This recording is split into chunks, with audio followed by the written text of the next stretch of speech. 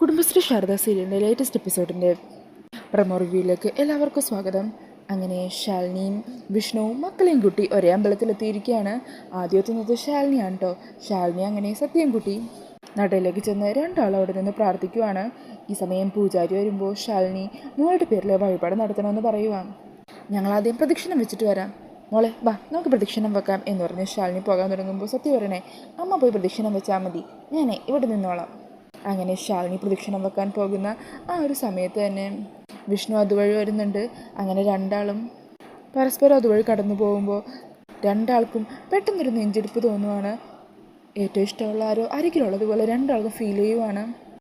ശാലിനി എന്നാൽ പതിയെ ചുറ്റും നോക്കുന്നുണ്ടെങ്കിലും അവിടെ നിന്ന് പോകുവാണ്.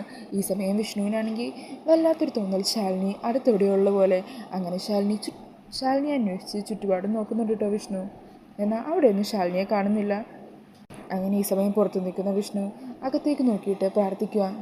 എൻ്റെ ദൈവമേ, ശാലിനിയെ എങ്ങനെയെങ്കിലും എൻ്റെ അരികിൽ എത്തിക്കണേ, അവളെവിടെയായിരുന്നാലും സന്തോഷത്തോടെ ഇരുന്നാൽ മതി. ഇതേ സമയം ശാലിനി വിഷ്ണു നിൽക്കുന്നതിൻ്റെ കുറച്ചകലായിട്ട് നിൽക്കുന്നുണ്ട്. അങ്ങനെ അവിടെ നിന്ന് ശാലിനിയും പ്രാർത്ഥിക്കുക. വിഷ്ണുവേട്ടനും സത്യാമ്മയ്ക്കും ആ വീട്ടിലുള്ള എല്ലാവർക്കും നല്ലത് മാത്രം വരണേ. സത്യാമ്മയുടെ മനസ്സ് മാറി എന്നെ തിരികെ വിളിക്കാനുള്ള മനസ്സുണ്ടാവണേ. എന്നോടുള്ള സത്യാമ്മയുടെ ദേഷ്യമൊക്കെ മാറണേ. അങ്ങനെയൊക്കെ പറഞ്ഞ് ശാലിനിയും പ്രാർത്ഥിക്കുകയാണ്. രണ്ടാളും ഒരേപോലെ തന്നെയാണ് പ്രാർത്ഥിക്കുന്നത്. അങ്ങനെ പ്രാർത്ഥിച്ചൊക്കെ കഴിഞ്ഞ് ശാലിനി അവിടെയുള്ള മണി മുഴക്കുന്നുണ്ട്. അങ്ങനെ ആ ശബ്ദവും കൂടി കേൾക്കുമ്പോൾ വിഷ്ണുവിന് ഒത്തിരി സന്തോഷമാകുവാണ്. ഈ സമയം അവിടെ മാറി നിൽക്കുന്ന വിഷ്ണുവിനെ സത്യഭാമ വന്ന് വിളിക്കുന്നുണ്ട്. നീ ഇതെന്താ ഇവിടെ നിൽക്കുന്നത്, വാ പൂജ നടത്തണ്ടേ? അങ്ങനെ പറഞ്ഞ് വിഷ്ണുവിനെയും കൂട്ടി ആ ഒരു നടയിൽ നിൽക്കുവാണ്. അങ്ങനെ സത്യഭാമേനെയും വിഷ്ണുവിനെയും ശ്യാമേനെയും പപ്പീനെയൊക്കെ കാണുന്ന സത്യമോള് അവരൊന്നിങ്ങനെ നോക്കുന്നുണ്ട്. ഈ സമയം ഭാമ പൂജാരിക്ക് മോളുടെ പേരിൽ വഴിപാട് നടത്തണം എന്ന് പറഞ്ഞ് താലമൊക്കെ കൊടുക്കുവാണ്. അത് കാണുമ്പോൾ സത്യ ഭാമയെ തടഞ്ഞുകൊണ്ട് പറയണേ, ഹലോ ഒന്ന് നിന്നേ, ഇവിടെ ആദ്യം വന്നതേ ഞങ്ങളാ. തിരുമേനി അങ്കിൾ, ഞങ്ങളുടെ പൂജ കഴിഞ്ഞിട്ട് മതി വേറെ ആർക്കെങ്കിലും ചെയ്യുന്നത്. അങ്ങനെ സത്യമോളുടെ വർത്തമാനമൊക്കെ കേൾക്കുമ്പോൾ വിഷ്ണുവിനൊക്കെ വല്ലാതെ ചിരി വരുവാണ്.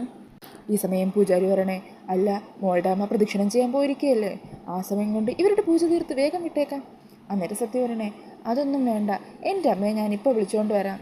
ഈ സമയം ഭാമയും പറയണേ, മോള് പിടിക്കുകയാണല്ലോ, എന്നാൽ പിന്നെ മോള് വിളിച്ചുകൊണ്ട് അമ്മേ, മോള് തന്നെ ആദ്യം നടത്തിയാൽ മതി. അങ്ങനെ സത്യ ശാലിനിയെ വിളിക്കാനായിട്ട് അങ്ങോട്ടേക്ക് ഓടിച്ചെല്ലുക. അമ്മേ വേഗം വാ, ഇതേ ഇപ്പം നമ്മൾ കഴിഞ്ഞ് വന്ന ആൾക്കാരൊക്കെ ഇതേ പൂജ നടത്താൻ പോകുക. ഞാൻ പറഞ്ഞു ഞങ്ങൾ ആദ്യം വന്നത്, അതുകൊണ്ട് ഞങ്ങൾ തന്നെ ആദ്യം പൂജ നടത്തുമെന്ന്. അന്നേരം ശാലിനി പറഞ്ഞേ, അവർ നടത്തുന്നെങ്കിൽ നടത്തിക്കോട്ടെ മോളെ. ഇല്ല അതൊന്നും പറഞ്ഞാൽ പറ്റില്ല, അമ്മ ഇങ്ങ് വന്നേ എന്ന് പറഞ്ഞ് ശാലിനി നിർബന്ധിച്ച് അവിടെ നിന്ന് കൂട്ടിക്കൊണ്ടു പോകുകയാണ്. അങ്ങനെ അവിടെ എത്തുന്ന ശാലിനി വിഷ്ണുവിനെയും ഭാമേനെയും കണ്ട് ആകെ അങ്ങ് ഷോക്കായി നിൽക്കുവാണ്. ശാലിനി അങ്ങനെ മോളെ തടഞ്ഞുകൊണ്ട് പറയണേ, മോളെ അവിടെ പ്രായമായ ഒരു ആൻറ്റിയൊക്കെ നിൽക്കുന്നത് മോള് കാണുന്നില്ലേ? അങ്ങനെയുള്ളപ്പോൾ അവരോട് മോളിങ്ങനെ തർക്കുത്തരൊക്കെ പറയുന്നത് ശരിയാണോ? അവർ തന്നെ ആദ്യം പൂജ നടത്തിക്കോട്ടെ. നമ്മൾ വാശി പിടിച്ച ഓരോ കാര്യങ്ങൾ നേടുമ്പോഴല്ല വിട്ടുകൊടുക്കുമ്പോഴാണ് നമ്മൾ വലിയ ആൾക്കാരാവുന്നത്. അന്നേരം സത്യ പറയണേ, എന്നാൽ ശരി അവർ തന്നെ നടത്തിക്കോട്ടെ, ഞാൻ അവരോട് സോറി പറഞ്ഞോളാം. എന്താ അമ്മയ്ക്ക് സന്തോഷമില്ലേ? അമ്മ വരുന്നില്ലേ? അന്നേരം ശാലിനി ഒന്നും മടിച്ച് നിൽക്കുക. അപ്പോൾ സത്യം ചോദിക്കണേ, ഓ മനസ്സിലായി, പ്രദക്ഷിണം പൂർത്തിയാക്കിയില്ല അല്ലേ? ആ അതേ മോള്, എന്നാൽ ശരി അമ്മ പൂർത്തിയാക്കിക്കോ, ഞാൻ പോയി പറഞ്ഞോളാം. അങ്ങനെ സത്യ അവരുടെ അരികിലേക്ക് ഓടിച്ചെല്ലുക. എന്നിട്ട് പൂജാരി അങ്കിളിനോട് പറയണേ, പൂജാരി അങ്കിൾ ഇവരുടെ തന്നെ പൂജ ആദ്യം ചെയ്തോ. സോറി ആൻറ്റി, ഞാൻ അങ്ങനെയൊക്കെ പറഞ്ഞതിന് എന്നോട് ക്ഷമിക്കണം. അയ്യോ മോളെ, മോളെന്തിനാ ക്ഷമയൊക്കെ പറയുന്നത്? മോള് പറഞ്ഞത് തന്നെയാ കറക്റ്റ് എന്ന് ഭാമിയും പറയുക. അന്നേരം സത്യമോള് പറയണേ, എന്നാലും സാരില്ല, നിങ്ങൾ തന്നെ ആദ്യം പൂജ നടത്തിക്കോ. അങ്ങനെ അവരുടെ പൂജയൊക്കെ നടക്കുകയാണ്. ഈ സമയം പപ്പിമോള് അവിടെ എന്തോ കണ്ട് അങ്ങോട്ടേക്ക് ചിരിച്ചുകൊണ്ട് ഓടി ചെല്ലുന്നുണ്ട്. അവിടെ നോക്കുമ്പോൾ അമ്പലത്തിലെ മണി അതിലേക്ക് ഇങ്ങനെ നോക്കി നിൽക്കുകയാണ് പപ്പിമോള്. അങ്ങനെ പപ്പി ആ മണിയടിക്കാനായിട്ട് കുറേ നേരം ചാടി നോക്കുന്നുണ്ട്, എന്നാൽ പറ്റുന്നില്ല. പെട്ടെന്ന് വീണ്ടും ഇങ്ങനെ ചാടുമ്പോഴേക്കും പപ്പിമോൾ അവിടെ വീഴുവാണ് കേട്ടോ. ഈ കാഴ്ച കാണുമ്പോൾ ശാലിനി അങ്ങോട്ടേക്ക് ഓടിച്ചില്ല. അയ്യോ മോളെ എന്തു പറ്റി?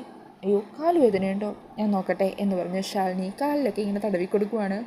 ഈ സമയം പപ്പി ചോദിക്കണേ, ആൻറ്റി ഡോക്ടറാണോ? ഏയ് ഡോക്ടറൊന്നും അല്ല, പക്ഷെ മോളുടെ കാലിലെ വേദനയ്ക്ക് ആൻറ്റി മാറ്റിത്തരാം. ഇതേ സമയം ശ്യാമ അവിടെ പപ്പിമോളെ കാണാതെ പപ്പിമോളെ അന്വേഷിച്ച് പുറത്തേക്ക് വരുവാണ്. ഈ സമയത്തായിരിക്കും ശാലിനിയും പപ്പിമോളും കൂടി ഒരുമിച്ചിരിക്കുന്നത് കാണുന്നത്. അങ്ങനെ ശാലിനിയെ കാണുന്നതും ശ്യാമക്ക് ഒത്തിരി സന്തോഷമാകുക. കുഞ്ഞേച്ചി അങ്ങനെ പറഞ്ഞ് അവിടെ നിന്ന് ശാലിനിയെ നോക്കിക്കൊണ്ടിരിക്കുമായിരിക്കും. പെട്ടെന്ന് തിരിയുന്ന ശാലിനി ശ്യാമയും കാണുക. ഹായ് ശ്യാമ എന്ന് പറഞ്ഞ് ശാലിനിക്ക് സന്തോഷമാകുവാണ്. ഈ സമയം ശ്യാമ കൈകൊണ്ട് ശാലിനിയെ കാണിക്കണേ, അത് ശാലിനിയുടെ കുഞ്ഞ് തന്നെയാണെന്ന്. അതറിയുമ്പോൾ ഷാലിനിക്ക് ഒത്തിരി സന്തോഷമാകുവാണ്. ഷാലിനി പപ്പിമോളുടെ മുഖത്തേക്ക് തന്നെ നോക്കി പപ്പിമോളെ ചേർത്ത് പിടിച്ച് ഒരു ഉമ്മ കൊടുക്കുവാണ്. അന്നേരം പപ്പി ചോദിക്കണേ, എന്തു പറ്റി ആൻറ്റി? ഒന്നുമില്ല. മോളുടെ വേദന മാറിയോ? ഇപ്പം വേദന മാറി, താങ്ക്സ് ആൻറ്റി. എന്നെ മുത്തശ്ശി അമ്മയൊക്കെ അന്വേഷിക്കുന്നുണ്ടാവും, ഞാൻ ചെല്ലട്ടെ.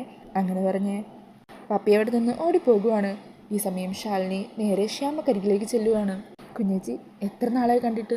മോളെ, നിനക്കവിടെ സുഖമല്ലേ എന്നൊക്കെ അടുത്ത സുഖവരമൊക്കെ അന്വേഷിക്കുന്നുണ്ട്. ശ്യാമ എന്നിട്ട് ശാലിനിയോട് ചോദിക്കണേ, അല്ല കുഞ്ഞേച്ചിയുടെ മോളെവിടെ? അവളെ സുഖമായിട്ടിരിക്കുന്നോ? അന്നേരം ശാലിനി പറയണേ, അവളെ നിങ്ങൾ കുറച്ച് മുമ്പ് കണ്ടത് അവിടെ പൂജ നടന്നുകൊണ്ടിരിക്കുമ്പോൾ. അന്നേരം ശ്യാമ പറയണേ, ആ മിടിക്കുകയാണോ? അവളെ സത്യാമ്മയെ വരെ റൂൾസ് പഠിപ്പിക്കുന്നുണ്ടായിരുന്നു. അങ്ങനെ ഇവർ സംസാരിച്ചുകൊണ്ടിരിക്കുന്ന സമയത്ത് ഭാമ ശ്യാമേനെയും പപ്പിമോളെയും കാണാതെ അവിടേക്ക് അന്വേഷിച്ച് നടക്കുവാണ്. അങ്ങനെ ഭാമ വരുന്നത് കാണുന്ന ശാലിനി അവിടെ നിന്ന് വേഗം മാറിക്കളയുന്നുണ്ട്. ഈ സമയം ഭാമ ശ്യാമയുടെ അരികിലെത്തുക. നീ ഇതെന്താ ഇവിടെ വന്നിരിക്കുന്നത്? അവിടെ പൂജ നടക്കുമല്ലേ? അന്നേരം ശ്യാമ പറയണേ, അത് തന്നെ സത്യാമ്മയും, പപ്പിമോളെ കാണുന്നില്ലായിരുന്നു, ഞാൻ അവളെ അന്വേഷിച്ച് വന്നതാ. ഈ സമയം പപ്പിയും അങ്ങോട്ടേക്ക് വരുന്നുണ്ട്. അല്ല, അവിടെ പൂജ നടക്കുമ്പോൾ നിങ്ങൾ രണ്ടാളും ഇവിടെ വന്ന് നിൽക്കുകയാണോ?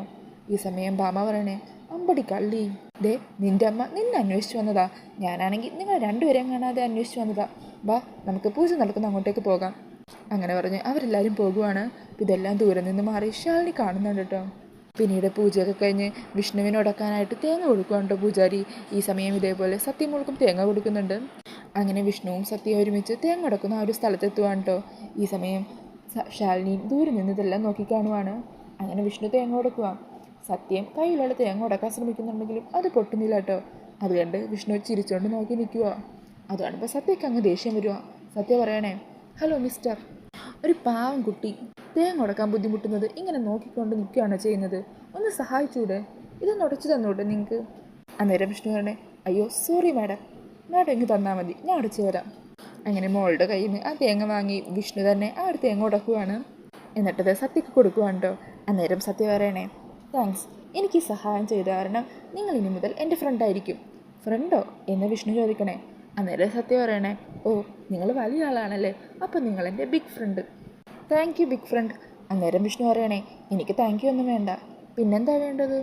അപ്പോൾ വിഷ്ണു പറയണേ, ഞാൻ മോളുടെ ബിഗ് ഫ്രണ്ടാണെന്നല്ലേ പറഞ്ഞ, അപ്പോൾ എനിക്ക് ഒരു ചക്കര ഉമ്മ തന്നാൽ മതി.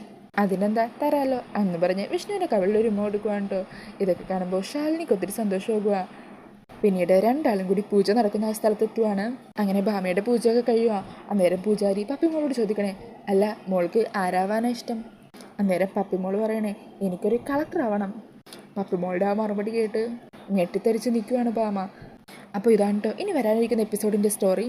ഇത് ഞാൻ തെലുങ്ക് സ്റ്റോറിനെ ബേസ് ചെയ്തിട്ടാണ് പറഞ്ഞത്. സിറ്റുവേഷനൊക്കെ എന്തെങ്കിലും ചെറിയൊരു ചില വ്യത്യാസങ്ങളൊക്കെ ഉണ്ടാകും. അപ്പോൾ ഈ ഒരു റിവ്യൂ ഇഷ്ടമായാൽ മറക്കാതെ വീഡിയോ ഒന്ന് ലൈക്ക് ചെയ്യണേ. കൂടുതൽ റിവ്യൂസിനായിട്ട് ഈ ചാനൽ ഒന്ന് സബ്സ്ക്രൈബ് ചെയ്ത് സപ്പോർട്ട് ചെയ്യണേ. Thank you.